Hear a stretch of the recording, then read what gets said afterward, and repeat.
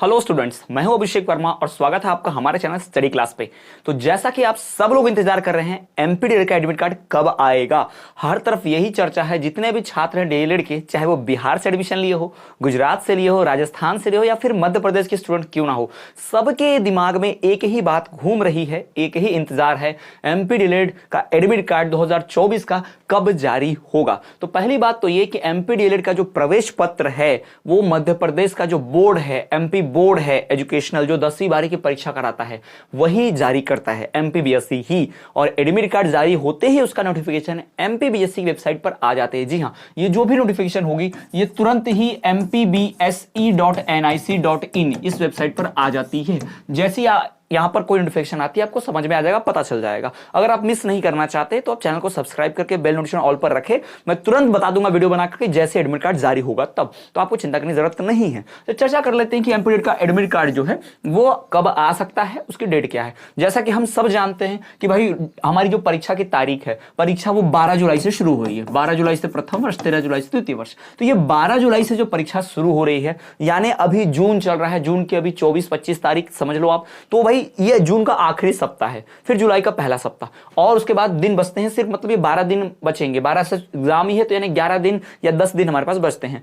तो ये जुलाई का जो प्रथम सप्ताह होगा, जी हां, आप कह सकते हो कि जून का आखिरी सप्ताह, जून का अंतिम सप्ताह, याद रखिएगा, जून के अंतिम सप्ताह में या फिर जुलाई के प्रथम सप्ताह में, याद रखिएगा, जुलाई के प्रथम सप्ताह में यानी फर्स्ट वीक, अंतिम और प्रथम सप्ताह या वीक में ये जो है आपका डीएलएड का एडमिट कार्ड आ सकता है। आ सकता है नहीं, आएगा ही, क्योंकि उसके बाद क्या, परीक्षा के बाद थोड़ी जारी करेंगे एडमिट कार्ड, पहले ही करेंगे।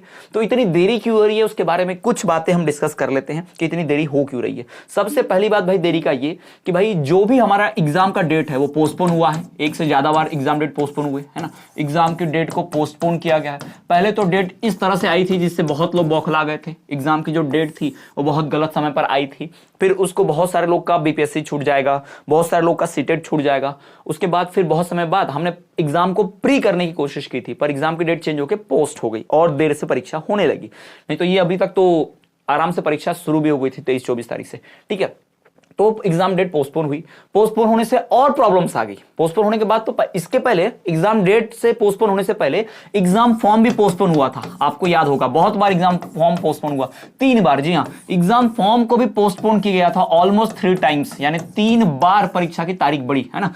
एग्जाम फॉर्म पोस्टपोन किया गया 3 टाइम्स, भाई 3 बार जो है परीक्षा का जो फॉर्म है वो पोस्टपोन किया गया। यानी जैसे ही परीक्षा के फॉर्म भरे कुछ बच्चे छूट जाते, फिर डेट बढ़ा दी गई। तो जैसे जैसे डेट बढ़ती जाती है वैसे वैसे एग्जाम फॉर्म बढ़ते जाते हैं, और जैसे जैसे एग्जाम फॉर्म बढ़ते जाते हैं वैसे वैसे नए एडमिट कार्ड छापने पड़ते हैं, छात्रों का रिकॉर्ड रखना पड़ता है। उस हिसाब से परीक्षा के जो केंद्र होते हैं वो भी बढ़ाए जाते हैं, अलॉट करने पड़ते हैं। मान लीजिए किसी परीक्षा केंद्र में 100 सीटें थी और अप्लाई 150 आ गया, तो फिर क्या होगा, अब नया परीक्षा केंद्र जारी होगा, उसके लिए भी माथापच्ची। तो ये बहुत सारी चीजें होती हैं।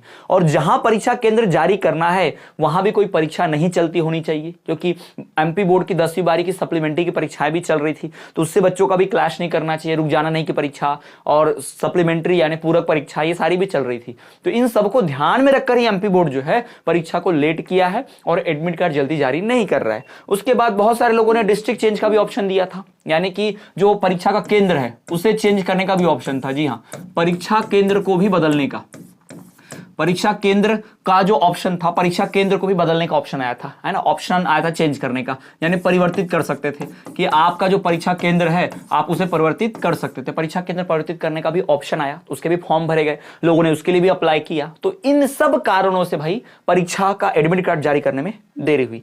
तो इसलिए जो एडमिट कार्ड जारी हुआ, जो भी एडमिट कार्ड इशू हुआ, वो एडमिट कार्ड हुआ क्या, अभी होने का ही है, लेट हुआ, है ना। एडमिट कार्ड जो है लेट इशू हो रहा, अभी तक इशू नहीं हुआ है।